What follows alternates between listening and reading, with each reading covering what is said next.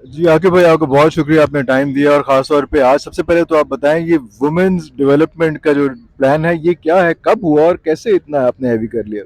देखिए ये 6-7 साल से हम मेन का कर रहे थे, और ऑलवेज प्रेशर आता था कि आप मेन के लिए कर रहे हैं, फीमेल्स के लिए क्यों नहीं कर रहे हैं। लेकिन हमें ये था कि अगर हम इनको ट्रायल करते हैं, उनको ट्रेन कर देते हैं, तो फिर उनका करेंगे क्या? क्योंकि पीएसएल में तो हमारी अपनी टीम है, उसमें हम उनको खिला सकते खपत हैं। कहाँ पे है, खपत क्या कहाँ कर? पे हाँ है? हाँ। तो फिर ये 2-2.5 साल पहले कराने का सोचा, फिर कोविड आ गया। लेकिन ये सोचते रहते थे कि इनको अब कहाँ पे प्लेस करेंगे। तो फिर ये अभी यॉर्कशायर से हमारा कॉन्ट्रैक्ट हुआ, ऑस्ट्रेलिया से हुआ, फिर साउथ अफ्रीका से है, नामीबिया से है। तो अच्छा। नाउ यू हैव एलिवेशंस इनकी कहाँ कर सकते हैं। अब इनको ट्रेन करेंगे, फिर इनके हम टूर्स कराएंगे। अच्छा, ये एक मेरे लिए नई खबर है। हमारा ख्याल था कि सिर्फ आप जो है वो जो वुमेन पीएसएल का प्लान हो रहा है उसके लिए उसके आपके कर रहे हैं, लेकिन आपने भी वो नहीं सोचा, आप अभी इंटरनेशनली सोच रहे हैं इस बारे में। देखिए आप वो सोच सकते हैं जो आपके हाथ में है। अब ये टैलेंट है, ये शो केस करेंगी। वो पीसीबी की तो अपनी मर्जी है ना कि वो इनको सिलेक्ट या करें या ना हाँ करें। करें। लेकिन हमने इनको एक इंटरनेशनल पाथवे दिया है। अगर आप में टैलेंट है आप बिग बैश खेलें, अगर आप में टैलेंट है तो इंग्लैंड हंड्रेड्स खेलें, जो खेलना है खेलें। बिल्कुल और सही। इवेंचुअली जब ये पूल ऑफ प्लेयर्स बढ़ेगा पाकिस्तान का, ये उनके ऊपर प्रेशर डालेंगे कि देखिए हमारा टैलेंट। तो जो 2 दिन में नज़र आया डेफिनेटली। अभी मैं फास्ट बॉलर्स की बात कर लूँ तो यहाँ पे वही अराउंड 65 पेस है इनकी, माइल्स। तो हमारे पास तो एक मिली है 4-5 जो कि ये इजीली करा रही हैं, और मजीद इससे भी आगे बढ़ जाएंगी। और कोशिश है कि अभी तक मेरे 71 70 के ऊपर माइल से किसी ने नहीं कराई दुनिया में बॉलिंग। तो ये जो है अभी नया टैलेंट आपको करेंगे, 60-65 पे करवा रहे हैं अभी बच्चे? अभी करा रहे हैं, और अभी उनके देखें एक और अभी रॉ है ये, अभी तो कोई अभी। अभी रॉ है। जो आपकी पेस है is relate to your strength. और जब इनकी डाइट अच्छी होगी, इनकी स्ट्रेंथ बढ़ेगी, तो डेफिनेटली पेस बढ़ेगी। इसी तरह जो बैटर्स हैं, हमने टारगेट ये किया है कि ये जो ग्रुप है, ये जब ये 1 साल गुजरे तो ये इतने स्ट्रॉन्ग हों कि ये जो हम देखते हैं वो ऑस्ट्रेलियन, इंग्लैंड, और उतने वो फिजिकली तगड़े हैं, और हमारी जो प्लेयर्स हैं वो उस लेवल की स्ट्रेंथ नहीं है उनके अंदर। तो इनका मकसद ही हमारा ये है कि ये प्रॉपर एथलीट हों, जिनके एंड अंदर इट्स स्ट्रेंथ इट्स भी हो इट्स और स्किल भी इट्स हो। A combination of physical and mental strength है, वो जो लोड उठा सकते हो, जो प्रेशर। डेफिनेटली देखिए जो चीज़ सबसे प्रेशर। आसान है, जब आप प्रेशर तब आता है जब ऐसा आपकी चीज़ सामने आ जाए जो आपने जिसकी प्रैक्टिस नहीं की हुई। If you worked hard, you know day and night. अभी इनका 1 साल जो है, डे एंड नाइट हमने ओवरलोडिंग करनी है इनके ऊपर। आप समझ लें कि 10 साल का काम लेना है उस एक साल में। 1 साल में, क्योंकि 50 बॉल एवरेज लोग खेलते हैं, हमने इनको 500 खिलाना है। ओके।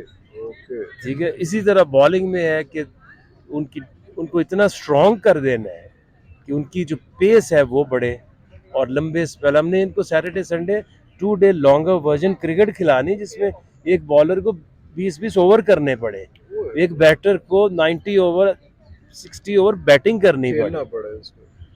अच्छा, coming back to now international play, और ये जो आजकल सिचुएशन हो रही है कि इंडिया ने जो है वो माजूद कर लिया है कि वो पाकिस्तान नहीं आएगा, इसके बारे में आपकी क्या टेक है?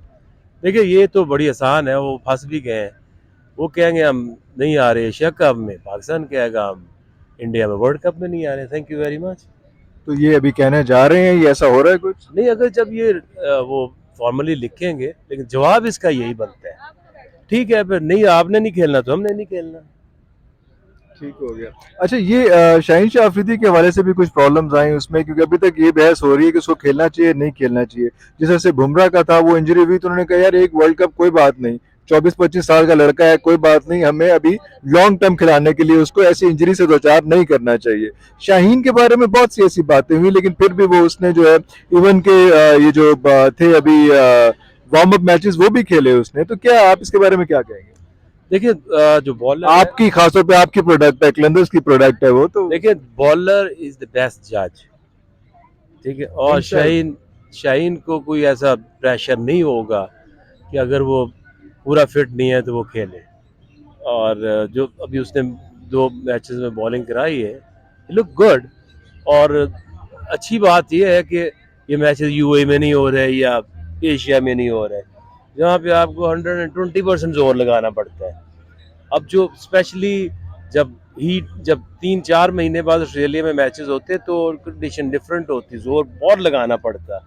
आजकल शुरू का सीजन है, बॉल जो है ना वो थोड़ा ग्रिप कर रहा है, थोड़ी सी पिचेस भी स्लगिश हैं, तो यहाँ पे स्विंग और राइट लेंथ इज़ इम्पॉर्टेंट। और उसकी जो लेट स्विंग होती है वो बहुत लीथल होगी इस टूर्नामेंट में।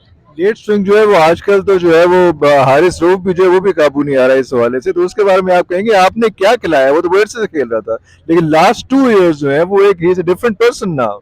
देखिए, जब आप अपनी स्ट्रेंथ को बैक करते हैं, मैं हमेशा ये कहता हूँ आप शुरू करो अपनी अपनी नेचुरल स्ट्रेंथ से। जब उसके ऊपर आपको कॉन्फिडेंस आ जाए देन आपको एक्सपेरिमेंट से कोई रोक नहीं सकता। तो no is like flying like a free bird. He is not afraid of making any decisions, making any, bringing new deliveries, trying new things. So good. हमारे पास दो सही मसले आते थे, एक हमारे पास डेथ ओवर आती थी कि डेथ ओवर में हमारे पास अच्छा कोई प्लेयर नहीं था, इवन शाहीन को भी मार पड़ जाती डेथ ओवर में, हारिस भी खाता रहता था। और दूसरा जो है ये मिडिल ऑर्डर का मसला जो है वो अजली जो है वो खत्म। डेथ ओवर तो काफी हद तक हैंडल हो गया हमारा। मिडिल ऑर्डर के बारे में क्या कहेंगे, खास तौर पर ये सिचुएशन कि जब आपको शॉर्ट पिच जो है वो हमसे नहीं खेली जाती, हम जो है वो पकड़ा देते हैं, even Babar Azam short pitch पकड़ा देता। देखिए, बाबर तो ग्रेट प्लेयर है, बट जो बाकी हैं वो सिचुएशनली गुड प्लेयर्स हैं। वो सारे उन्होंने जो 4 रखे ये हैं सिचुएशनली गुड आप एक्सप्लेन करेंगे? सिचुएशनली गुड ऐसे हैं कि आइडियल पिच हो उनके मुताबिक, और आइडियल बॉलिंग हो, और 4 ओवर रहते हों, इन चारों को भेजो, चारों अच्छा खेल लेंगे। लेकिन जब बॉलिंग का स्टैंडर्ड हाई हो, पिच मुश्किल हो और पड़े हो 10 ओवर, तो ये उसके लिए ट्रेंड ही नहीं है। तो इसलिए इनकी शुरू से सिलेक्शन ही गलत थी। इन 4 में से आप एक अफोर्ड कर सकते हैं टीम के। 4 कौन से 4? हैदर है, इफ्तिखार है, आसिफ अली है, और एक दूसरा कौन है, आसिफ नहीं वो लेफ्टी खुशदिल। हाँ, खुशदिल। ये 4 है ना। खुशदिल तो पहले ही वो रेड लाइन में है उसमें। लेकिन 4 लोग आप इस तरह के नहीं टीम में अफोर्ड कर सकते। यू कैन एक ही तरह के एक कर सकते हैं, और इन सब में बेहतर आसिफ अली है जब आखिरी 15 बॉल 12 बॉल रह जाए। लेकिन शान मसूद जो है उसके बारे में क्या, क्योंकि बहुत शोर मचाया मीडिया ने, आ भी गया अंदर, लेकिन अभी तक कोई उसको कोई ऐसी डेवलपमेंट कोई नजर नहीं आई वहां। देखिए, अब आप उसके बाद सोच नहीं सकते कि शान के ऊपर आपको कोई शक आए। 2 साल में उससे बेहतर कोई नहीं है डोमेस्टिक में प्लेयर।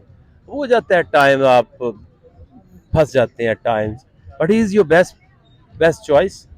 ये इस तरह से नहीं आए बाकी जो खुशदिल ने कोई 2 साल को तूफान नहीं मचाया डोमेस्टिक में, ना आसिफ ने, ना इफ्तिखार ने, ना वो जो दूसरा है हैदर ने। तो ये तो जेन्युइन परफॉर्म करके साबित करके आया है, तो हो जाता है, उसको टाइम दें।